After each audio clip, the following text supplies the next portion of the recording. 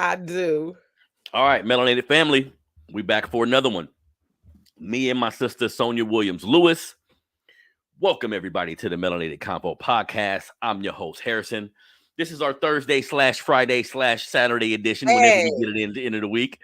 My sister, Sonia Williams Lewis from Ascribe Education Consulting, ex-teacher. Like, it's so powerful for me to have a Black woman on my show that speaks truth to power in a very unapologetic fashion. Because here's the thing, sometimes in a particular space you'll get someone who doesn't mind speaking how they feel, but see, Sonia, she is say it here, she is say it in front of, you know what I mean, she is say it at the news conference.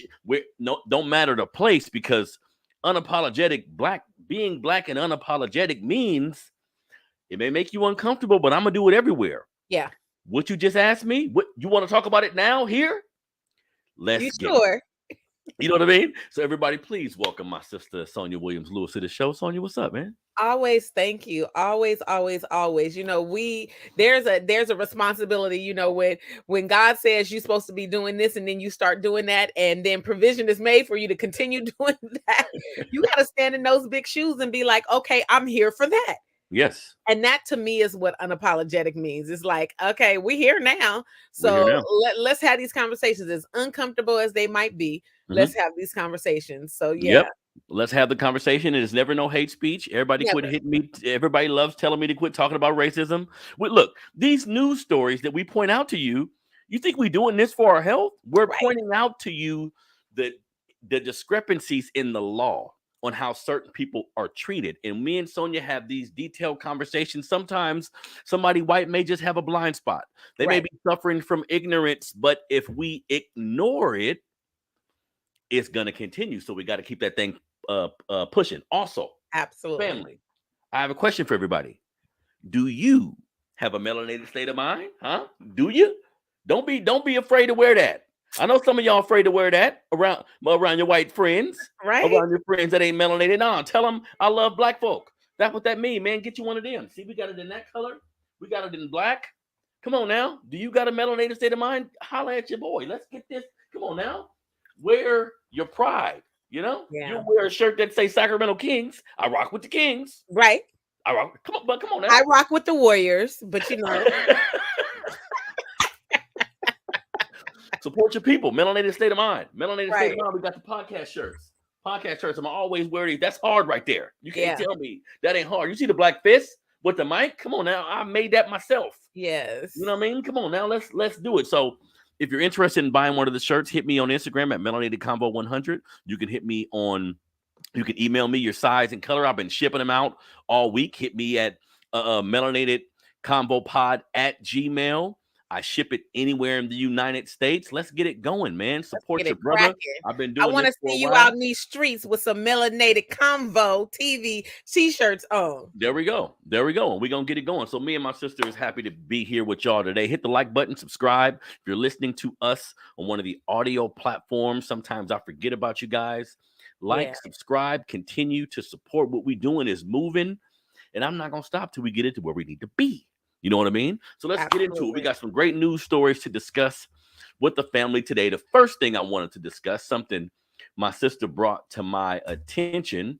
So, and this is the first story we're going to discuss here, family. So the Tennessee House expels 2 Democrats over gun control protests. Now, in an extraordinary act of political retaliation, Tennessee Republicans on Thursday expelled 2 Democratic lawmakers from the state legislature for their role in a protest calling for more gun control in the aftermath of a deadly school shooting in Nashville. A third Democrat was narrowly sparred by a 1-vote margin. A white lady, she was allowed to stay.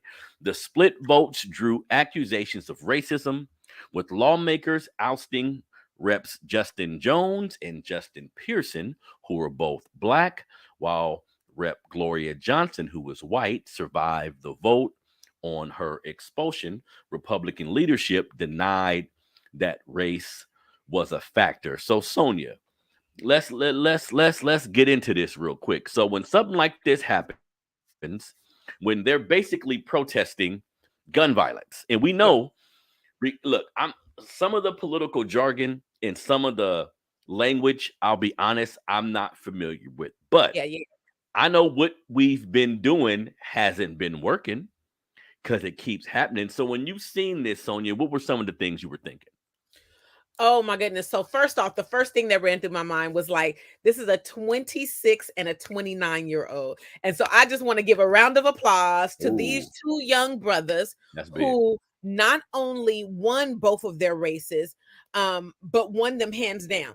Hmm. Um, and so there's no misconstruction about like why they are in that place. Hmm. One of the young men's in particular, both of them's names are Justin, so I'm not even going to try to figure out which one is which at the moment, but one of them is from California, from the Bay Area, Hmm. went to Fisk University, which is a historically Black college, and was an organizer from the moment he stepped foot on that college campus. So again, I'm like this, wanting to give a round of applause because Hmm. this is where we learn by my firsthand personal experience. This is where Black students, young Black people, learn how to like maneuver and use power with their voice, right? Hmm. I know for sure I might have got a little bit of that at Burbank, but for sure I got that at Spelman. I know Oh. without a shadow of a doubt I got that Hmm. at Spelman. They Hmm. poured into me this notion, this ideation that anything you say, somebody is going to listen. So Hmm. think about what it is that you want to say, and that's always on the forefront of my mind. Secondarily, what came to mind was like, oh, they protected the white girl. They Hmm. protected her, right? Somebody in that vote, I don't care if it was by one. We know that when these votes happen, let's be very clear, people. If you're on the sound of this podcast, let's be very clear about one thing. We ain't got to agree on everything, but we know that in politics, it's backdoor shit that happens before the actual vote happens, so Yeah. that we know what direction it's going to end up in. Yeah. So they knew coming out, we just need one person on the one side to make sure that she's protected, Hmm. and we got to make sure that that happens, because Hmm. we can't let little Becky Sue, and I'm being facetious because that's not her name, but we can't have her out there without our protection, because we're not going to go out there and protect her. We Yeah. are talking about the state of Tennessee, which is a it's dominated by the Republican Party, it's dominated by whites, it's dominated by white men. And Mm. so what it reminds me, as a person who has studied history, particularly American history, particularly American chattel slavery, when I think about a state like Tennessee, I think about the good old boys, Mm. right? Because the good old boys are going to remind you, as they did in one of these press conferences, while these students, mostly white students, mind you, bombarded the state house and said, we're going to sit here until y'all give us some answers when we're going to get some gun control laws. Yep. And every time one of the Justins interjected into that conversation, the disrespect of white supremacy showed its ugly hand. Hmm. It was like, you know, my daddy being of a certain age, you can't call him boy. Hmm.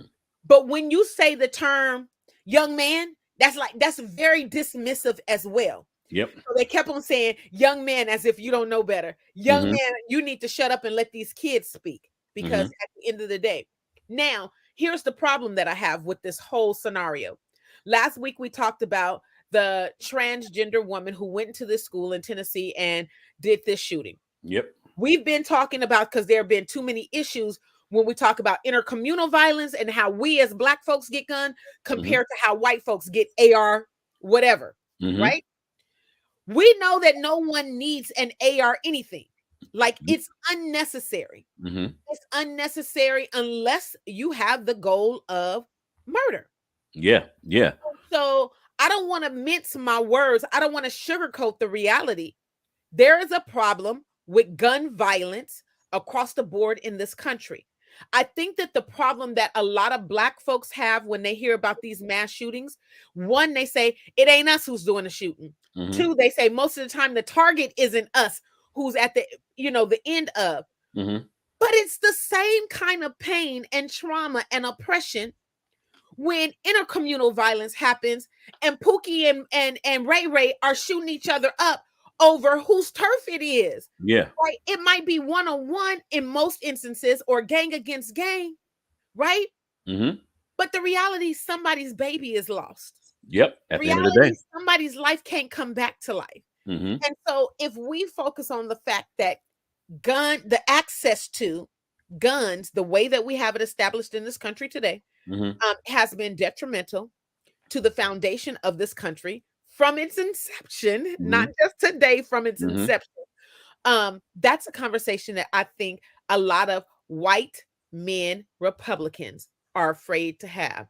They Yeah. have their pockets lined by the NRA. They Mm-hmm. know who is lobbying and for what in these particular states that Yeah. are controlled by Republicans. So it's lots of layers here, but I will tell you that Justin and Justin have probably a federal case against the state of Tennessee. And this Mhm. will probably go down in the history books, the history stories that a DeSantis would try to erase from the history books. There we go. There we go. And so, so to me, just looking the outside looking in, protesting gun violence, right? So maybe they were a little interruptive. Maybe they didn't. Maybe they spoke out of turn to you. Right. But look, drastic times calls for drastic Yes. measures. What we know for sure, young white people get upset for a multitude of different reasons. Sometimes, a lot of times, racial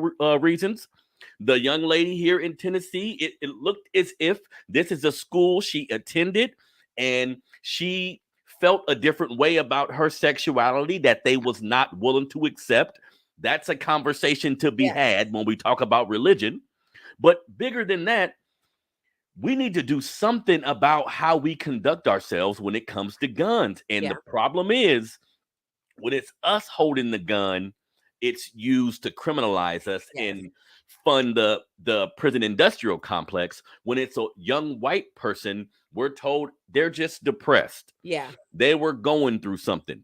All this bullshit, when in actuality, other countries do not have the type of gun violence we have. Right. Because when incidents took place, they put laws in place that stopped it. We can do that too. So, Sonia, looking at our country, I have an opinion on this, but why do you think we just don't put the harshest possible gun laws in play when looking at the number of mass shootings that we have every year? Yeah. The impact, it's the shift, it's the whole dichotomy shifts, the whole conversation shifts as to who the perpetrator is, right? Because we look at these instances, just like you said, this is a person who's suffering from mental health crisis rather than a thug on the street just cavalierly out there shooting folks up. It's the same mental trauma. Like poverty and trying to hustle in order to survive is a trauma.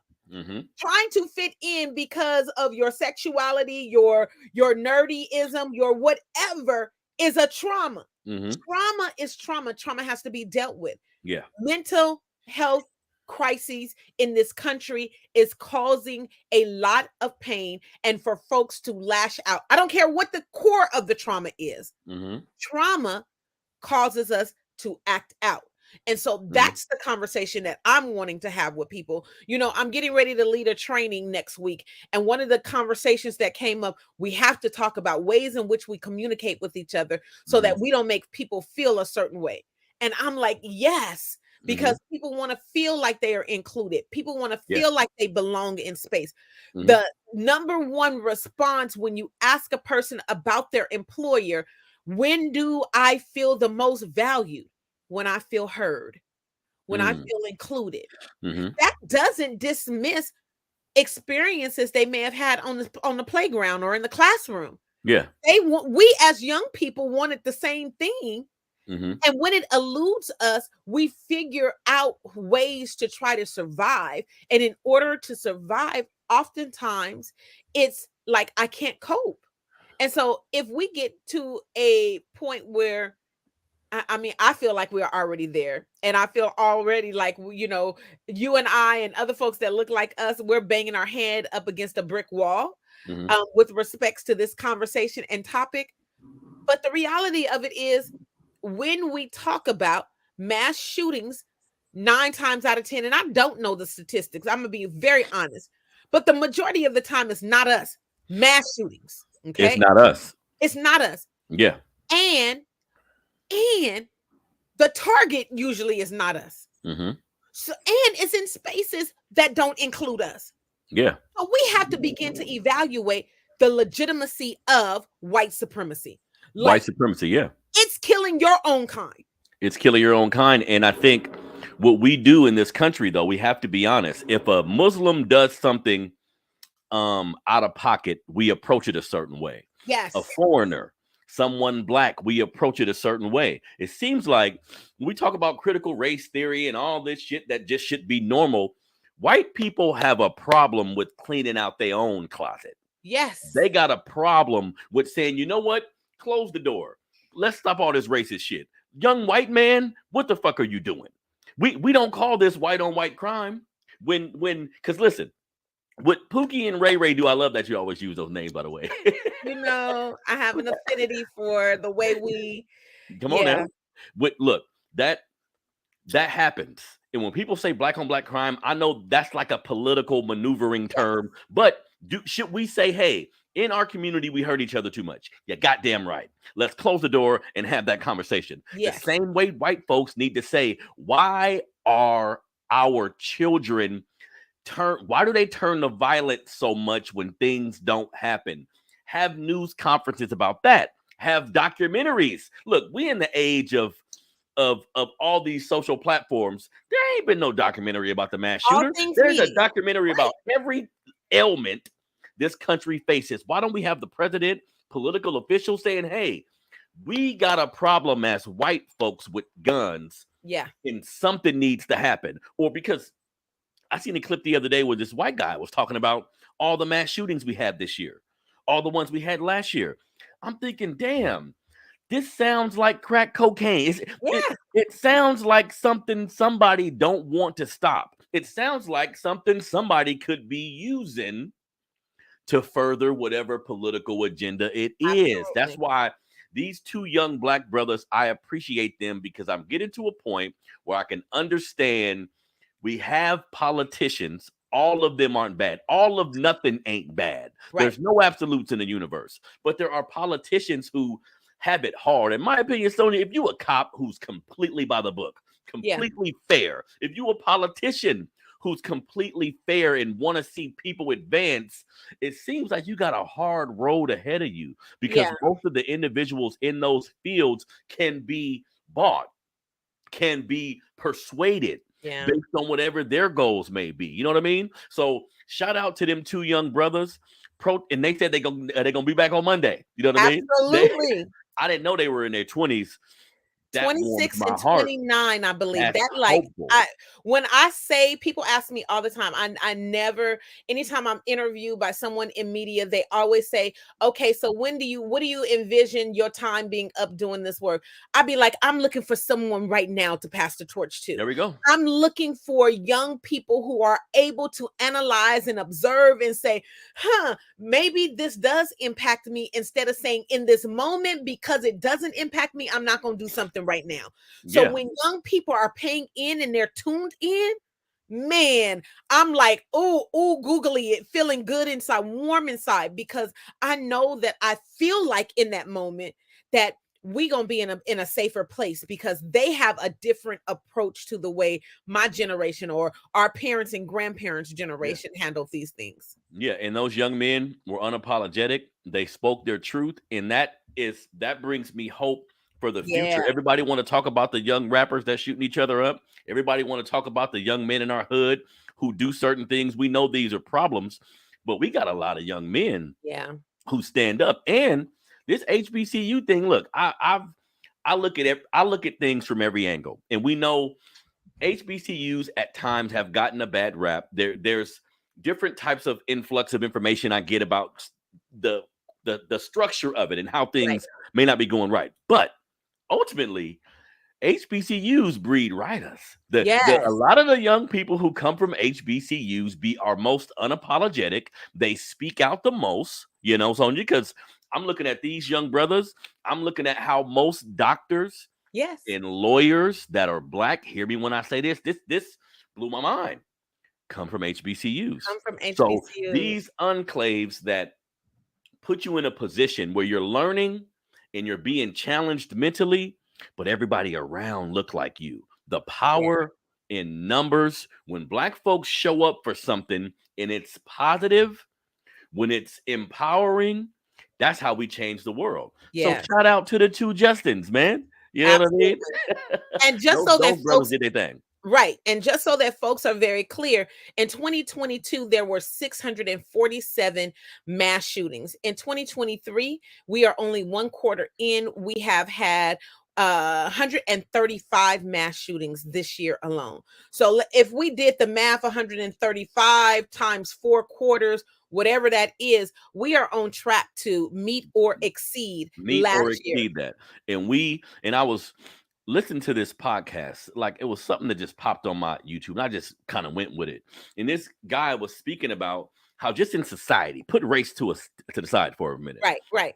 We all need to do a better job, Sonia, of walking around this world we live in, speaking to people, acknowledging people. We would be surprised the amount of depression and anguish and that leads to these type of incidents, because a lot of people, Sonia, don't feel seen. Yes. They're in a world where everybody's just walking by them and moving. Some people feel this small. So if we look at history, some people are going to say, you know what? I know how to get y'all attention. Absolutely. Y'all not going to pay attention to me. I'll make the news. Now, we know some mass shooters be on some white supremacy shit. We cannot get over that. But put that to the side for a minute. I'm sure some mass shooters are just upset. Man, ain't nobody hearing me. Man, don't nobody want to appreciate the fact that I may be gay. You see, in my family and the people around me, nobody want to hear me. Nobody want to talk to me. People only sometimes want to pay attention to you when it's something drastic going on. Right. When it's something negative. That reminds me of being a parent, and how when sometimes, and I see this a lot, some kids don't get attention till they fuck up, Sonia. Right. They don't get that. They thrive off of it. Come on now.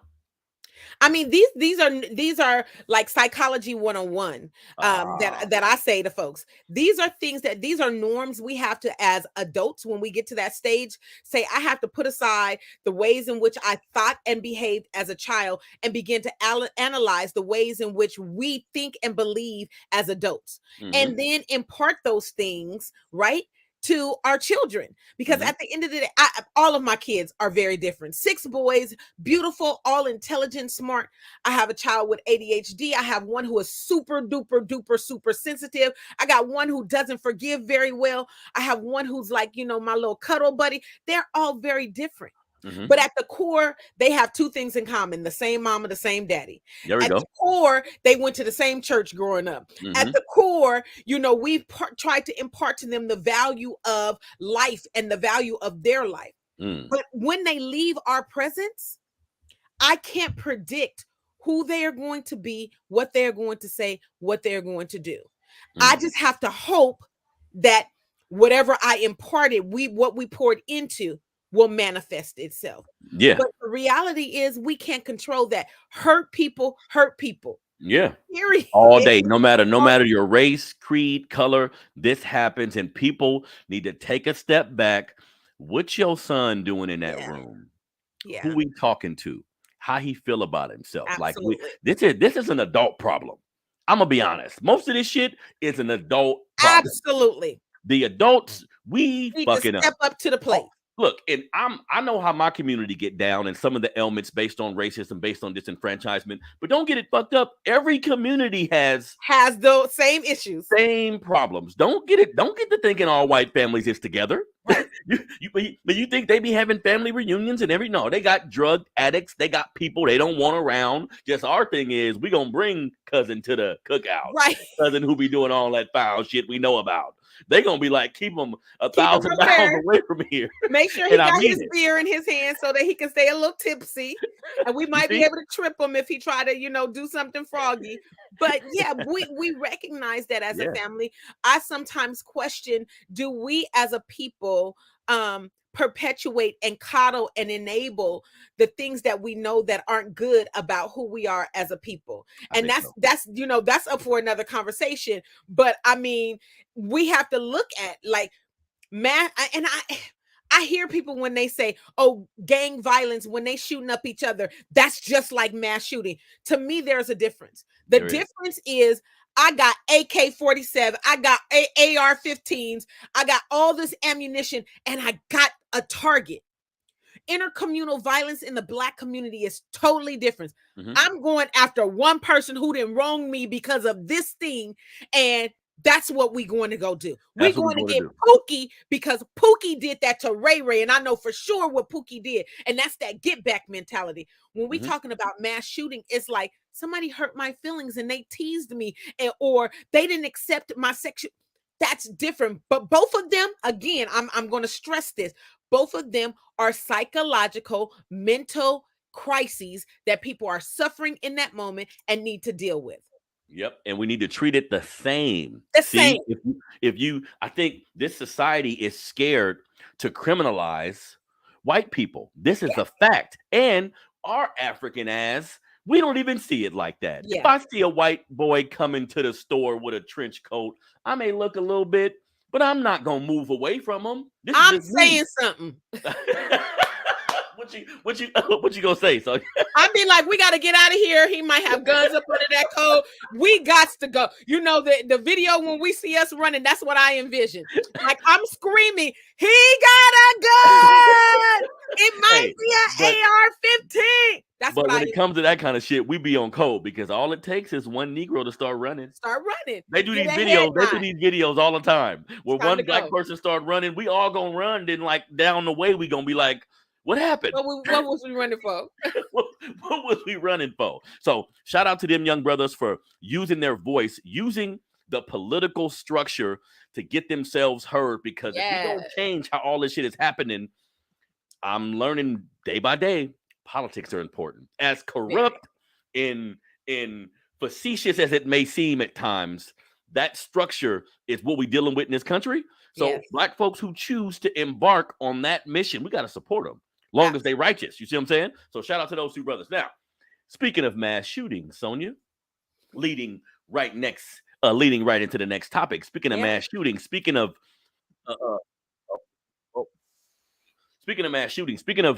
white men attempting to harm others based on how they feel, a man is facing numerous charges after he was arrested at North Carolina A&T State University's campus. Now, Greensboro police said on March 26th, they responded to the NC A&T campus to a heavily armed individual. Now, they said Brandon James Bentley is the young man's name. Brandon James Bentley, 27 years old, was violent and making threats at law enforcement. NC A&T officers told police Bentley was chasing unarmed security guards on the campus. Police and NC A&T officers helped to detain Bentley. Police said that they discovered 2 handguns, 2 shotguns, 1 rifle, a crossbow, a machete, a stun gun, hatchets, knives, choking devices, pepper spray, a blow dart gun, brass knuckles. God damn, Sonia, and he was able to run around the school chasing people. So to me, luckily they got to this young man, but we was about to see the same thing being repeated. Even the dudes in our neighborhood who have a problem with a certain individual, like you said, they go after the person they're going after. Who the hell needs all this type of firepower, Sonia? And that's the thing. I mean, I'm asking for, and I think that the majority of folks who are challenging our current state of gun accessibility, I think there is a common thread in what we're asking for.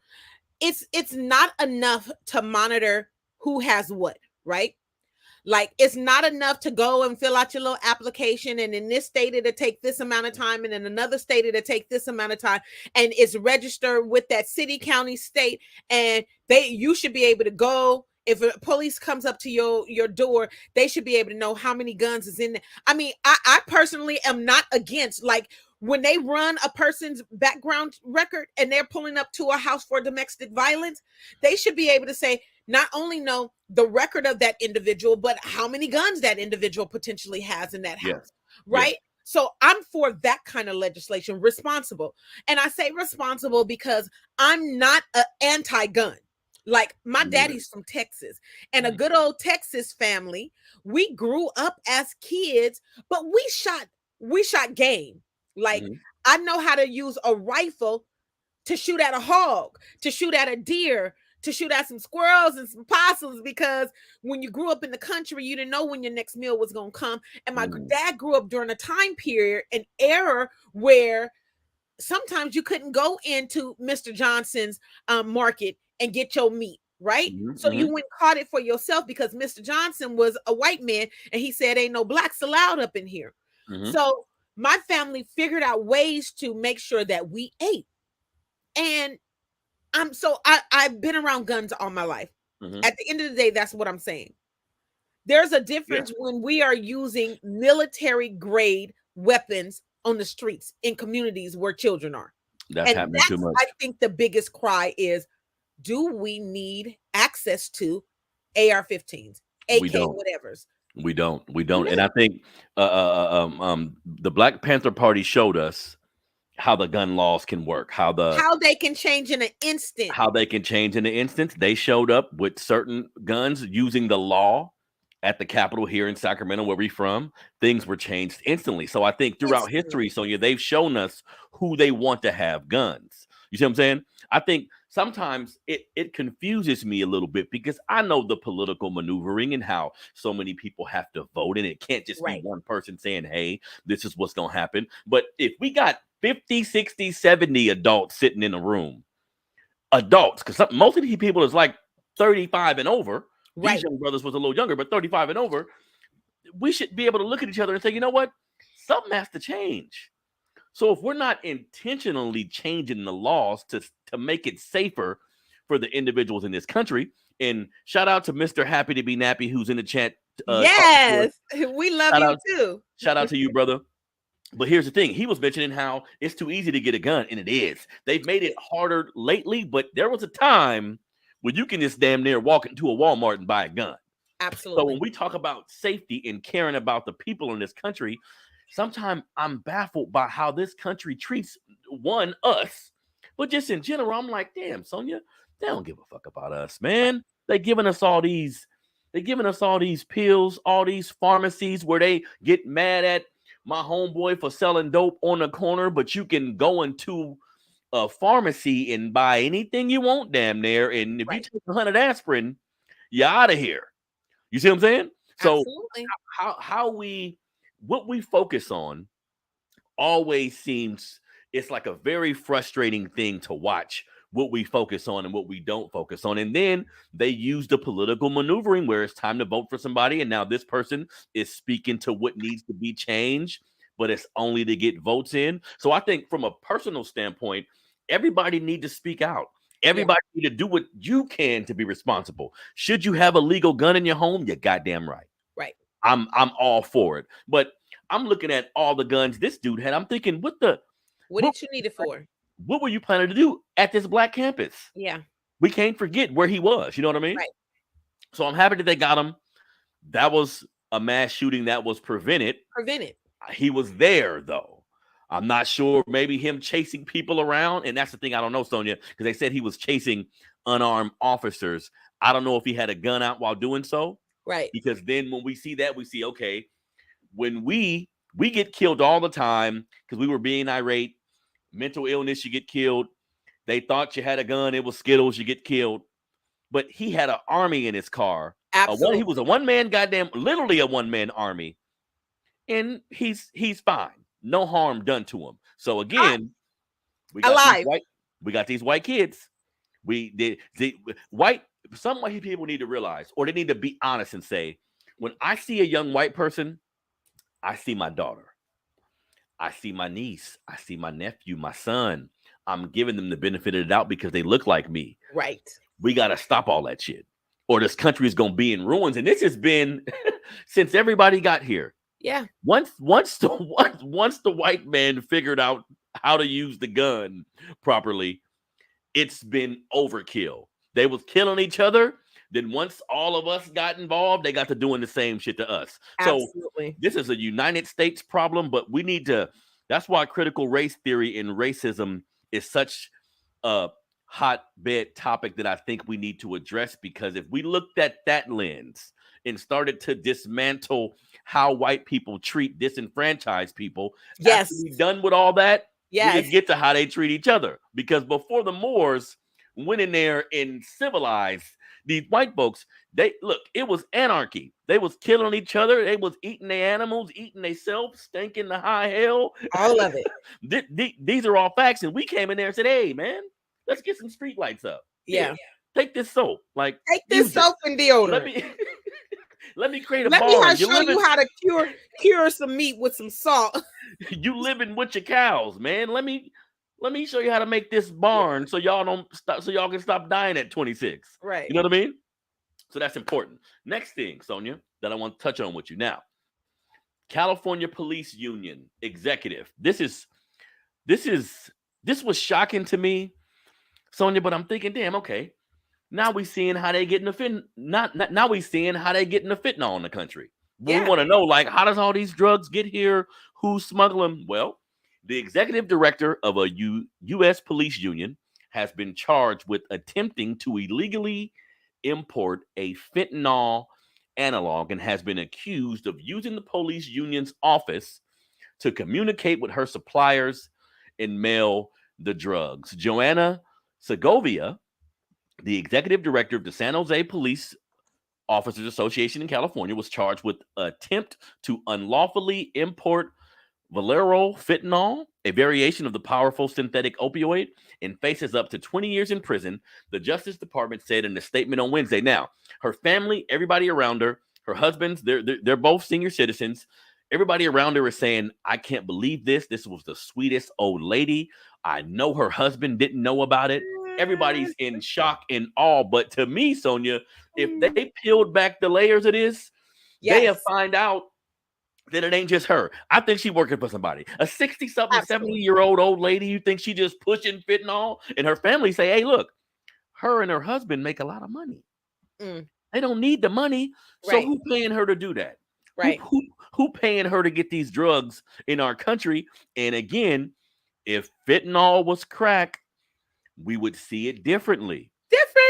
This drug, and it's killing Black people too. We need to be honest. This shit is deadly. It seems like if you touch it with your finger, it's gonna kill you, and it's happening over and over again. So when you seen this story, it's because look, the police unions be on bullshit anyways. The police union is like the mafia. Yes, like they come together as a block, and they vote for someone in particular, and they say, "Hey, we giving you our vote.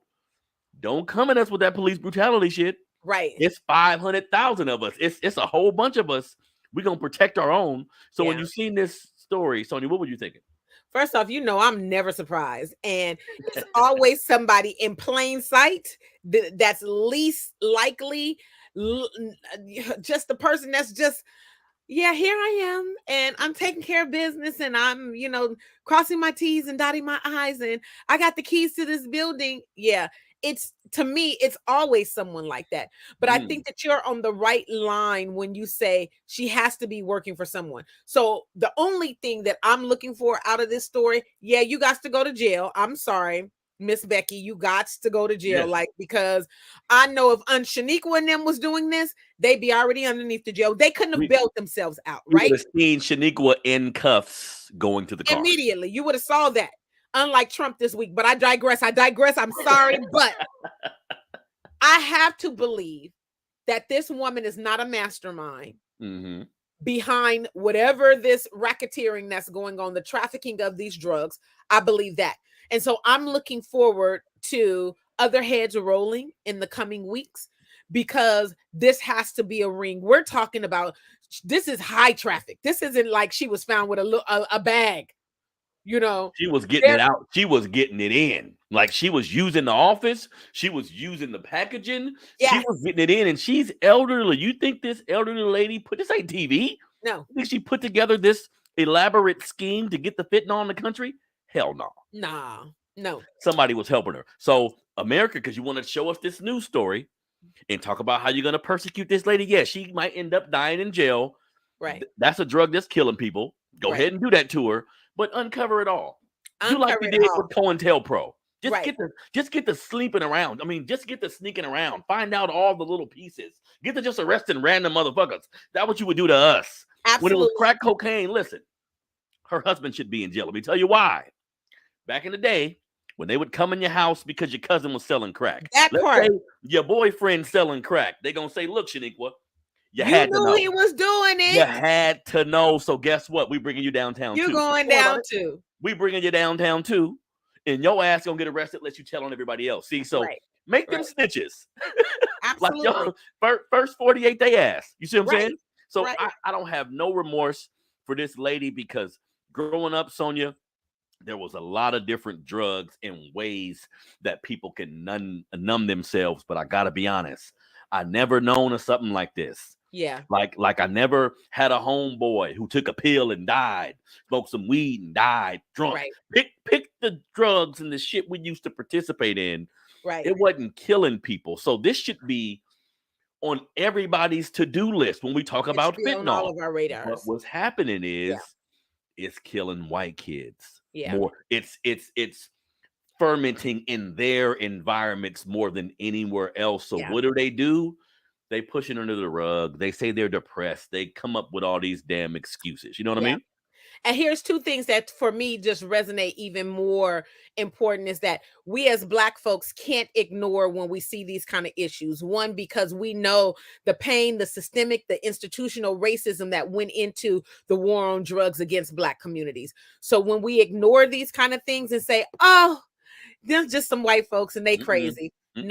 No, and no, because we know what ends up in their communities first will eventually come to our communities. The second thing I think you already touched on is that punishment aspect. Like I just am tired of and only because for lack of better examples, I'm tired of the Donald Trumps of the world being able to go into an arraignment and walk out of said arraignment, fly a jet to another country and wait on the criminal justice system to do what it's supposed to do. Because when my Black ass, if and when I ever get in trouble, knock on wood that I don't have to appear, I don't know that I'm going to be OR'd on my own recognizance. I don't know that my bail is not going to be 100,000 and my family got to come up with 10 racks. What? The law works for who they want to work for. But look, here's the thing about Trump. I will say this about this man. He constantly tells us, hey, yes, I'm above the fucking law. Yes. I don't pay taxes. Yes. So what y'all gonna do? See, so that I ain't gonna front. That part about him, I appreciate. I like my white supremacy right in my face. Absolutely. Don't hide it. Don't act like you're something, then talk shit later.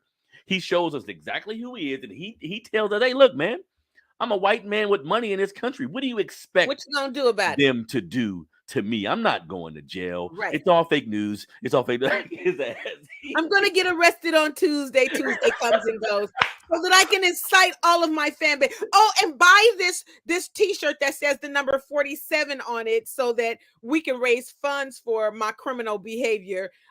Because I don't want to have to. I've already paid the hush money to the stripper. Now I got to pay more money to more attorneys. Yeah. And white folks be showing their hand. When it's time to run, when the next presidential election come up, I think he got a shot. It's fucked up to say. I think he got a shot, and this type of thing will embolden his supporters. Absolutely. So we got to be aware. We find ourselves in spaces where we're around a lot of people. Some of these people got views that'll make you say, okay, I got to stay away from your ass. That's why they say don't talk about politics and religion. To me, that's some white supremacy shit. Every Black person I know don't mind saying they're a Christian. Right. Don't mind letting you know what they voted because there's no ill intent there. Right.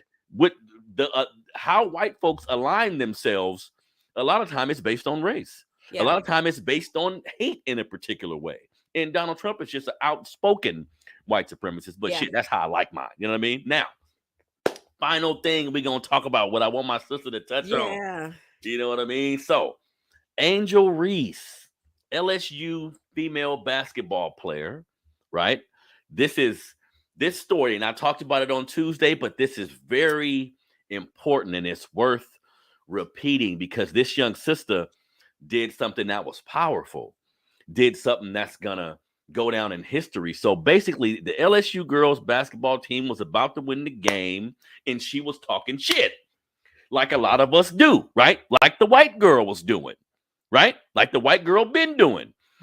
She was talking shit. But what happens when the image of a black woman, hair banging, talking, running around, like the ingenuity that we come with, the confidence that we come with, which is why y'all fill the stadiums to watch us, but whatever. Right. You see what I'm saying? This young lady was unapologetically her, Sonya, because after people get giving her shit from her gestures, showing the ring. Yeah, I got the ring. You can't beat me. That's the kind of athlete I am. You want me to shut up? Beat me. All of it. You want me to shut up? Look at this. Look at the scoreboard. You see what I'm saying? That's all she was doing. And we got these white analysts, political pundits coming out and saying, Negro, shut up and dribble. So I'm happy that not only did she do what she did, but she stood on it. Yeah. People want to call her. Hey, I want to interview you. Okay, well, we'll talk. I felt disrespected. This is how I combated the disrespect that white girl gave me. She ain't no fucking idiot. Keith Olbermann calling her a fucking idiot. So you showed your hand. Keith Olbermann, I've been watching him report on sports for years. You a white supremacist, huh? Yeah. Because, listen, even if the white girl didn't do it, I would have these same feelings because John Cena, there's a list of white athletes and entertainers who use swag. They got a chain on. They talking a whole bunch of shit. We call them brave. We call them, we laugh. The media typically laughs at it. Hey, they're just having fun. It was a documentary about the white girl. Can't think of her name. Caitlin Clark. She don't matter. She lost. She's a loser at the end of the day. It doesn't matter. She lost.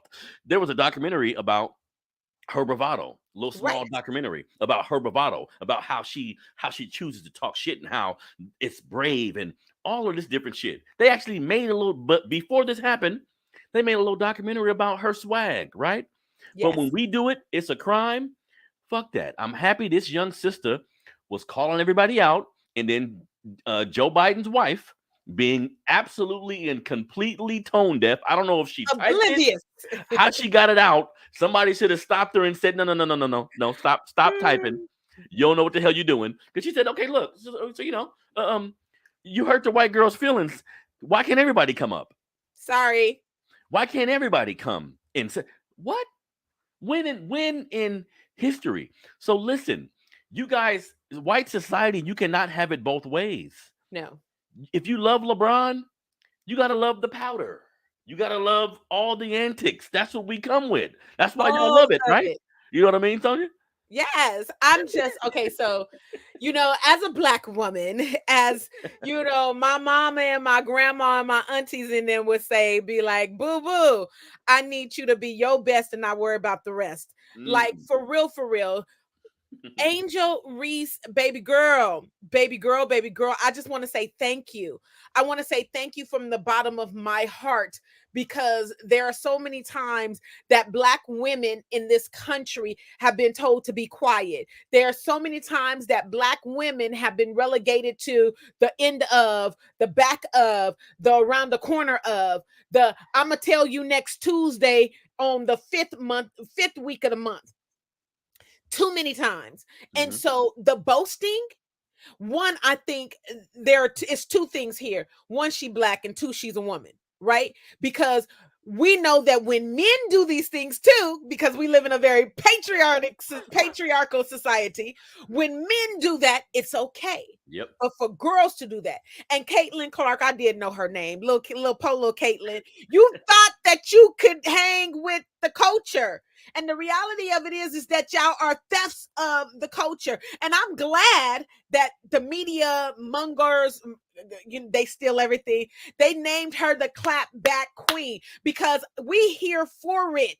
Like, for real. Like, come at us with some bull crap about our inferiority, and we're going to not only show you, tell you, and clap back about it. We're going to give you the gestures to remind you that we are reminding you. So that's what I appreciate about Angel. Angel is she reminds me of myself. She's a hood chick. She's like, I'm about that life. Like, I'm here to get an education, but I'm here to get this ring. Like, she was very intentional about what she said, how she played, how she prepared and practiced. And you're not going to take this opportunity from me. And then the final thing I want to say, baby girl, you only a sophomore, so you get to come back and do it again. And I can't wait. And I hope that everybody who loves basketball is ready to watch women whoop some ass in some basketball like Angel Reese. That's what I'm just elated about. I'm Parents, so proud of her. I salute her parents too. Yes. Whoever raised that young lady, look, your feet is in the hot seat because of something you did. They want us to tuck our tail and shut the fuck up. She said, no, who want to interview me next? I'm gonna beautify myself up, sitting right in front of that camera and say, yeah, I said it. That's exactly what I said. I mean it. And then they now just LSU will be going to the White House. Yeah. And she humbled herself slightly. Wrong word. She basically said, look, if my team want to go, I'll go. Going. But we was upset. And if I was her, if I get to the White House and I see Biden's wife, let's do it. Come here real quick. Right. Let's chop it up about that, because all too often, black folks don't get it. So if you tuck your tail and run, they're going to call you a nigga. Right. If you stand up and speak, they're going to call you a nigga. Right. So you're damned if you do, you're damned if you don't. But absolutely, little girls is watching, see? This is why I love moments like this. This is a part of the reason why I do my show. You never know who's watching. You got little black girls watching who may not feel comfortable with their hair. They may see their hair is like Angel's, but be like, I can't play basketball with my hair like this. Because Angel was saying, look, they've been calling me hood. They've been calling me ghetto. The whole year we've been fighting with this. But hood and ghetto is i.e. nigga. Okay? That's how they call you. And you ain't stopping me from playing. Yeah. And you ain't stopping my skills from showing up on this. Yeah. And all for nothing, they whooped their ass like it wasn't even close. Right. So that's black empowerment right there. I wish they would have did that in March. Quote. All year I was critiqued about who I was. I'm too hood. I'm too ghetto. Y'all told me that all year. But when other people do it, y'all don't say nothing. This was for the girls that look like me. Angel Reese. And this is why what I do is so important. This is why having a melanated state of mind is so important. What I hope that young lady, and I'm sure she'll go on to play in the WNBA, because she's actually a damn good basketball player, just on the low. Like, being a fan of basketball, she hella good at what she do. But this was a monumental moment that'll be etched in history, because Sonia, sometimes we have little windows. Like, sometimes things happen and you don't realize, now I gotta do it. Colin Kaepernick did it. See, Abdul Rauf. His name was Chris Jackson. I just seen a documentary about this brother. Yes, it was so moving, man, because he played 9 years in the NBA. He didn't want to stand for the national anthem. Sounds familiar? He didn't want to stand for the national anthem. He was blackballed by everybody, by his teammates, by his black fucking coach, Bernie Bickerstaff. Yes. I respect you, brother, but you tucked your tail, right? Yes, this shit happens a lot to us, and I'm thinking to myself, like, that's how I'm going out. Yeah. I'm not kowtowing to no corporation. Now, you have to be strategic at times, but if I gotta tuck my tail to be productive, to work at said company, fuck that. That's me standing up for myself is gonna last way longer than any paycheck you can give me, any type of acclaim you can give me. And watching that documentary about that brother, it's called Stand on, I think it's Showtime. I think it's on, but this was moving because I knew about him and he had Tourette syndrome. This brother had Tourette's and he killing everybody. But he said, nah, I'm a Muslim. And they said, hey, okay, we're gonna interview you. Wink, wink. Shut up this time. Right. He doubled down on his truth, like Muhammad Ali, like a lot of individuals before him. So shit, that's who I am. If I gotta be the bad guy to move my people forward, I'm gonna do that, because and I keep saying this before we end. Are we saying that in 2045 we want to still be going through the same shit? I don't. Come on now. I don't. Come on now, man. So now is the time. See, we in history right now.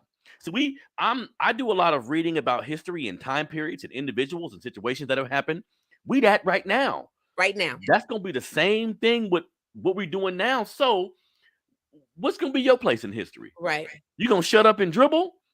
Or you gonna put it, because that's a goddamn game. You're gonna put the game to the side and say, look, this is how I feel. And really, when you walk in your truth, you're gonna land on your feet anyway. Absolutely. Absolutely.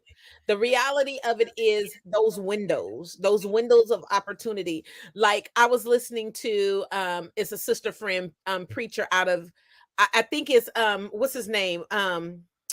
What's the big pastor out of Texas? Jeffrey Olstein? No, black guy. Black? Out of Texas. Dark skin, bald head. The Potter's House, Potter's House. Yeah. So his daughter just took over his church. She's phenomenal. And she said something, I was listening, she does TikTok and Instagram, and this is my inspiration when I wake up in the morning. Yeah. And she said something like, every time you have a dream that you ignore, when you die, God's going to remind you that I gave you that dream and you did nothing with it. It's the little opportunities, y'all. I mean, let me say that again for the folks in the back who said, oh, that piqued my interest. God gives us all dreams. And either it's by way of our lack of confidence and courage that we have in ourselves, that we let those dreams, the ideation or the grandness of what it could be, because we don't know what the possibility could be but when we ignore it, we are ignoring said calling. We are ignoring a gift and a small window of opportunity that we don't know won't be successful. So why not try? And so I like I said, going back to Angel, it's we have to this moment right here, right now, what are we doing with it? I mean, you and I having these conversations, those individuals who are listening in on whatever platform, we are thinking collectively, how do we kill this beast called racism, right? Because in 2045, which is not too long ago, thinking about it, right? Yeah. I think that both of us, there's a huge possibility that we will still be alive. Yeah. And so I'm just hoping that when my kids, my grandkids get our age, that they're not dealing with, because we know what our parents and our grandparents had to deal with. And that's I can tangibly put my hands, wrap my brain around that, put my hands and see what that feels like. Because, most people grew up where they actually knew their grandparents, maybe not a third or fourth generation, but you can wrap your brain around what that feels like. So think about your grandchildren, the world that you are passing over to them, because at the end of the day, it's the small moments of taking a stand. And I tell people all the time, own whatever your decision is, own it. Don't waver in it. Don't waver in it, because they're going to look at you the same way. Anyway, that's what sometimes people don't realize. If you want to be like the circle of friends you have, look, nothing wrong with having a white friend, an Asian friend, a Mexican friend like that. I don't look at race in those terms. Like, if I'm going to be me and I'm going to represent my people and speak out for my people, if that's something that makes you feel a certain way, that shit is on you. Absolutely. That ain't got nothing to do with me. You feel me? So this has been another episode of the Melanated Convo podcast, man. I thank everybody for tuning in. The brother, Mr. Happy Too Nappy was in here with us. You know what I mean? We love this, man, because there's spaces for everything in our society. We like to have fun. I love hip hop. I be chilling and drinking and I be getting it in. But this right here is something I'm never gonna stop doing, because until we got a long way to go, and there's a level of unification and codification that's necessary that some of us don't follow. But that's why your boy is here. I'm gonna get you right, because sometimes that's all it takes on you, is for you to hear something, for you to see something, for you to get a different perspective. That's what life is about. And that's what we provide in here. So this has been another episode of the Melanated Convo podcast. I'm your brother Harrison. Don't forget to hit that like button, subscribe if you haven't done so already. My sister Sonia Williams Lewis. Where can they find you, Sonia? You can go to my website, ascribe, ASCRIBE, success.com. You Mm-hmm. can find us on Instagram, on Twitter, and Facebook, that same handle. At the end of the day, folks, think about, the safe world that you imagine for yourself. Mm-hmm. Like, what does safety feel like for you? Mm-hmm. Because I can imagine for Angel Reese, I can imagine for those two young Black elected officials that have Mm-hmm. been kicked out of their spaces. I can imagine for those students on North Carolina A&T campus. I can imagine the children in Tennessee who have experienced mass shooting, that somebody along the way told you that you didn't belong. And Mm-hmm. so as we become adults, we have to really analyze, like, why are we letting this thing be a thing? Mm-hmm. And we have the power and the synergy. There are enough of us like-minded individuals to get together and say, no, this doesn't have to be the norm. It's killing us literally and figuratively. Literally killing us, and figure out your place in it. Yep. Don't look at this and say you got to do this. Don't look at that and say you got to do that. Look within. Look, your name is your name for a reason. We all different. Take what your skill set, take where you are mentally, and use that to not only empower your family, but the ones around you as well, family. So this is your brother Absolutely. Harrison, Melanated Convo Podcast. Another episode. I love y'all, man. We out.